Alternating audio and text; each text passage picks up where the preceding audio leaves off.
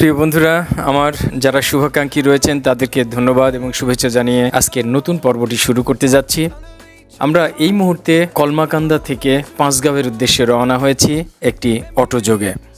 আপনারা বাম পাশে নদী দেখলেন, এরকম চমৎকার বেশ কিছু নদী, হাওড়ের জল এবং সবুজ গ্রাম অতিক্রম করে আমরা পৌঁছে যাব পাঁচগাঁও বাজারে এবং সেখান থেকে আমাদের লক্ষ্য নীলাদ্রি লেক দেখার। সুতরাং বন্ধুরা সাথেই থাকুন। আমি আলাউদ্দিন এবং জহির ভাই তিনজন মিলে এই সিএনজি রিজার্ভ করে নিয়ে এই চমৎকার পরিবেশের মধ্যে দিয়ে আমরা এগিয়ে যাচ্ছি। আমাদের কাছে সম্পূর্ণ নতুন এই জায়গা। এখানে কয়লার স্তূপ দেখলেন, পাশে ইটভাটা, সম্ভবত এই ইটভাটাটি চলছে কয়লা দিয়ে। যাই হোক, আমরা দূর দিগন্তে হাওড়ের পানি দেখতে পাচ্ছি, গাছপালা তো রয়েছেই, মাঝে মাঝেই ব্রিজ। চমৎকার একটি নৈসর্গিক পরিবেশের মধ্যে দিয়ে আমরা এগিয়ে চলেছি পাঁচগাঁওয়ের উদ্দেশ্যে। বন্ধুরা, আগেই বলে রাখি, আমরা একটি অপ্রচলিত রাস্তা ধরে এগিয়ে চলেছি। আমরা যেখানে যাচ্ছি সেই নীলাদ্রি, বারেকের টিলা অথবা শিমুলবাগান বা জাদুকাটা নদী, এই সমস্ত এলাকাগুলো মানুষ ভ্রমণ করে সবসময় সিলেট হয়ে বা সুনামগঞ্জ হয়ে। আমরা একটি অপ্রচলিত রাস্তা ধরে এগিয়ে চলেছি, যে রাস্তায় কখনোই কাউকে আমি যেতে দেখিনি। আমি প্রথম উদ্যোগ নিয়েছি, হয়তো অনেক লোক গিয়েছে, তাদের ভিডিও আমার দেখা হয়নি, কিন্তু আমরা প্রথম চেষ্টা করছি আমাদের মতো করে এই রাস্তাটা ধরে সেখানে যাওয়া যায় কিনা সেটা দেখার। আমরা এই মুহূর্তে যে রাস্তা দিয়ে যাচ্ছি সেই রাস্তাটি কোথাও একটু ভালো, কোথাও একটু খারাপ। যাই হোক, এখান থেকে সিএনজিতে 40 টাকা জন প্রতি ভাড়া আমাদের নিয়েছিল কলমাকান্দা থেকে পাঁচগাঁও। আপনারা বাংলাদেশের যে কোনো প্রান্ত থেকে ময়মনসিংহ এসে ময়মনসিংহ থেকে এই কলমাকান্দা সরাসরি চলে আসতে পারেন, অথবা পাঁচগাঁও পর্যন্ত সিএনজি রিজার্ভ করে নিতে পারেন। তাতে ভাড়া পড়বে সম্ভবত 1500 টাকা বা 2000 টাকার কাছাকাছি হয়তো নিয়ে নেবে। অথবা কলমাকান্দা আসতে পারেন বা নেত্রকোনা আসতে পারেন, যেখান থেকেই আসেন এই রুট ধরে আপনারা সিএনজি, অটোরিকশা বা এই ধরনের যানবাহন পেয়ে যাবেন। আর আমরা পাঁচগাঁওতে যাচ্ছি একটা বিশেষ কারণে, সেটি হলো পাঁচগাঁও থেকে আমাদের ইচ্ছে আছে মোটরসাইকেল যোগে আমরা যাব সেই নীলাদ্রি লেক তথা বারেকের টিলা দেখার জন্য।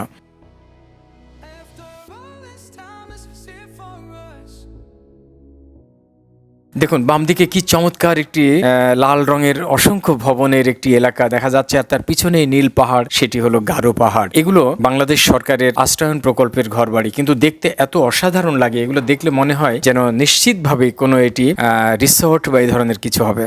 বন্ধুরা, আমরা চলতে চলতে পাঁচগাঁও বাজারে এসে নামলাম এবং সেখান থেকে এই ভাইদের সন্ধান পেলাম যেখানে লেখা আছে চন্দ্রডিঙ্গা ট্রাভেলস। আসলে আমরা যে পাঁচগাঁওতে আছি, এই পাঁচগাঁওতেই চন্দ্রডিঙ্গা পাহাড়, যেটি অত্যন্ত সুন্দর মনোরম। ফেরার পথে আপনাদের দেখানোর চেষ্টা করব। কিন্তু এখন আমরা যেখানে দাঁড়িয়ে আছি সেখানে এই যে দুই ভদ্রলোক আমাদের সঙ্গে কথা বলছেন, এনারা মূলত মোটরসাইকেল নিয়ে আমাদের সঙ্গে যাবেন এবং আসবেন। কত ভাড়া নেবেন সেটি দরদাম হচ্ছিল। শিমুলবাগান যাবেন? নীলাদ্রি থেকে শিমুলবাগান কত দূরে? ধরুন 5-7 কিলো। 5-7 কিলো, এটা তো তেমন কোনো পথই নেই। যাই হোক, তো কত নেবেন বলেন তো, যদি দুইটা জায়গা দেখেই চলে আসা যায়। আবার আছে বারেকের টিলা আছে, তো মনে করেন এই তিনটায় বেশি দেখালেন। এই বারেকের টিলা, নীলাদ্রি আর শিমুলবাগান, এই তিনটা দেখে আমরা ওখান থেকে আবার কলমাকান্দায় চলে আসবো। কত নেবেন বলেন তো একটু? আমরা দুই গাড়ি আমরা লয়ে যাই, ঘুরে মুড়ে দেখাই আর লয়ে আইয়াম। কলমাকান্দা পথে 2000 টাকা দেবেন। বেশ কিছুক্ষণ কথাবার্তা বলার পরে আমাদের সঙ্গে 2000 টাকায় রফা হয় এবং তেনারা এখান থেকে আমাদের নিয়ে যাবেন এবং আবার ফিরিয়ে এখানে নিয়ে আসবেন। আমরা দুটো মোটরসাইকেল নিয়েছি, একটাতে আমরা দুজন বসেছি আর আরেকটিতে আরেকজন। এভাবেই সুন্দর এই পরিবেশের মধ্যে আমরা এগিয়ে চলেছি নীলাদ্রির উদ্দেশ্যে।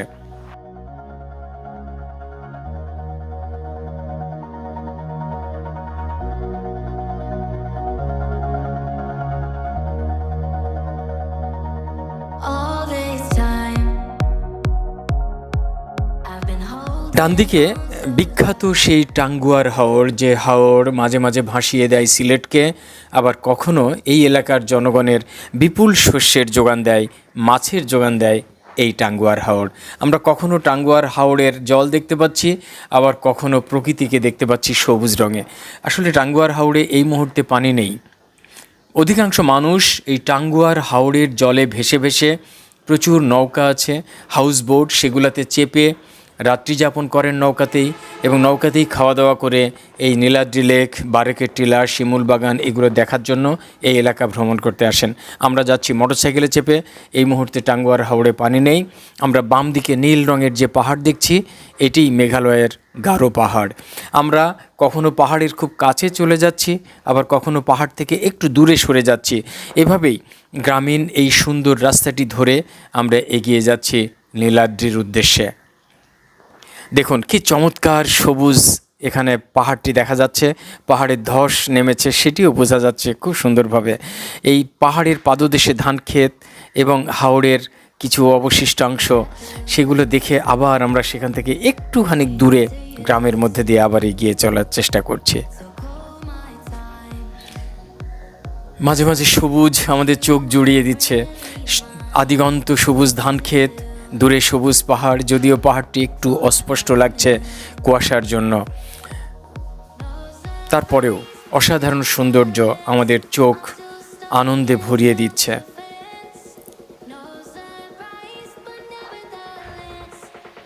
দেখুন একটি বিরাট উঁচু ব্রিজ এই মাঠের মধ্যে, সম্ভবত নৌকা যাতায়াত করবে চিন্তা করে ব্রিজটি উঁচু করা হয়েছে, অনেকটা উঁচু, যেটি ক্যামেরায় অতটা বোঝা গেল না কিন্তু বাস্তবে অনেকটা উঁচু। এবং এই ব্রিজ থেকে নেমে সামনের রাস্তাটি কি সুন্দর এবং মনোরম দেখাচ্ছে। আসলে চলার পথে নতুনত্ব যা কিছু থাকে তাই মনকে ভীষণভাবে আনন্দ দেয়। আমরাও এই সুন্দর জায়গাটি দেখে খুব আনন্দিত হচ্ছি, এই কারণেই যে এই জায়গাটিতে ইতিপূর্বে আমাদের কখনো আসা হয়নি, আর নতুন যা তা তো মানুষকে আনন্দ দেবেই। অজানার উদ্দেশ্যে প্রতিনিয়ত ছুটে বেড়ানোর এই যে নেশা, এই নেশা থেকে আমাদের আজকে নিয়ে এসছে রাজশাহী থেকে এই কলমাকান্দা তথা পাঁচগাঁও। আর এইখানে এসে স্থানীয় ভাইদের সাথে মোটরসাইকেলে ঘুরে বেড়াচ্ছে, এক অপার আনন্দ। আর এই যে নতুন জায়গাটার মাঝখানে বারবার উঁকি দিচ্ছে সবুজ পাহাড়। আমাদের মূলত এই পথে আসার উদ্দেশ্য হলো যে কলমাকান্দা থেকে এই ভিতর দিয়ে খারাপ ভালো বিভিন্ন রাস্তা দিয়েও নীলাদ্রি তথা বারেকের টিলা এবং জাদুকাটা নদী পর্যন্ত যে আসা যায়, অথবা এদিক দিয়ে সুনামগঞ্জ হয়ে সিলেট যাওয়া যায়, এই তথ্যটা অনেকেরই জানা নেই। এই পথটি আবিষ্কার করা, নিজেরা কষ্ট করে হলেও সেই তথ্যটি দেওয়ার জন্য এটি আমাদের কথা।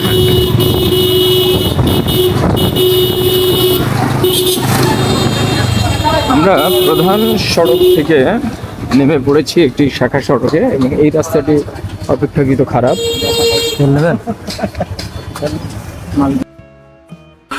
আমরা পৌঁছে গেলাম মহিষখোলা বাজারে। আমাদের গাড়িতে তেল ভরা হচ্ছে। এখানে প্রচলিত কোনো পেট্রোল পাম্প নেই।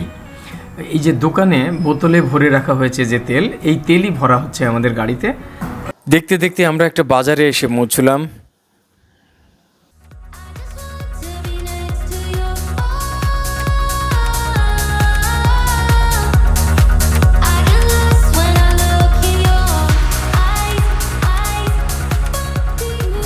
এবারে অপেক্ষাকৃত একটু ভালো রাস্তা, পাশে বিরাট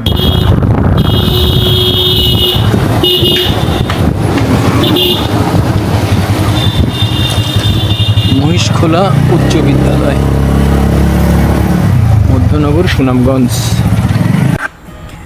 আমরা সেই রাজশাহী থেকে ময়মনসিংহ পাড়ি দিয়ে নেত্রকোনা হয়ে পৌঁছে গেছি সুনামগঞ্জের এরিয়ায়। যাই হোক, এখানে রাস্তার মধ্যে একটি ভাঙা সেতু, যে কারণে আমাদের নামতে হয়েছে ফাঁকা মাঠের মধ্যে।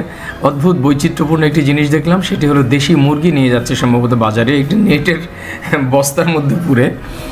আমরা আস্তে আস্তে আমাদের মোটরসাইকেলগুলোকে উঠানো হচ্ছে নৌকায়।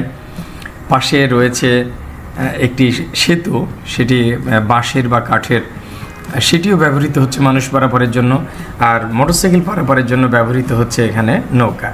অল্প একটু জায়গা, নৌকাটা ছাড়লেই উপরে পৌঁছে যাবে, বাট বেশ কয়েকটা নিয়ে একবারে ছাড়বে, সেই জন্যই আমাদের একটু অপেক্ষা করতে হচ্ছে এখানে।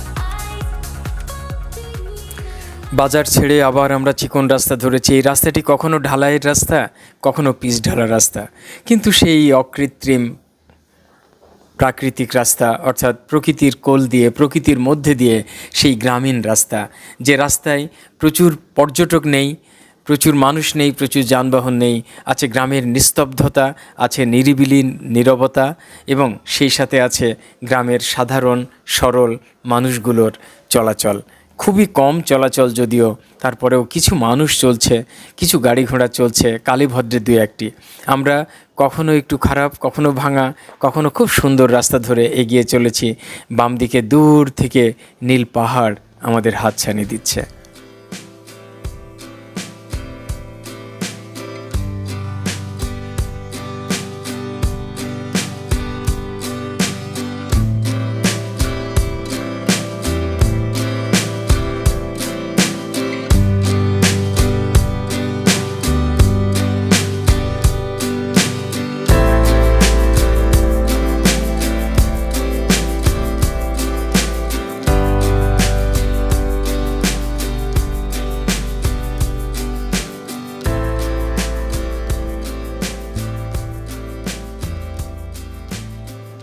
এরকম দুর্গম অপ্রচলিত রাস্তায় চলতে আমাদের ভীষণ ভালো লাগে বলে মাঝে মাঝেই বেরিয়ে পড়ি অজানার উদ্দেশ্যে। আপনাদের সাথে নিয়ে সেগুলো দেখি, আপনাদের দেখাই। যদি এইভাবে আরও সুন্দর সুন্দর কিছু এলাকা দেখতে চান, অথবা আপনাদের সাজেশন থাকে যে এলাকাটা আপনি দেখেছেন অন্য কেউ দেখেনি বলে মনে হয়, অথবা যে জায়গাটি গেলে আমাদের এই পছন্দের সঙ্গে মিলবে, আপনারা সাজেশন পাঠাতে পারেন, আমাদেরকে সাজেস্ট করতে পারেন, আমাদেরকে মেসেজ পাঠাতে পারেন। আপনাদের কাছে অনুরোধ, আমাদের সাথেই থাকবেন এবং আমাদেরকে পরামর্শ দেবেন। ধন্যবাদ সবাইকে, ভালো থাকবেন।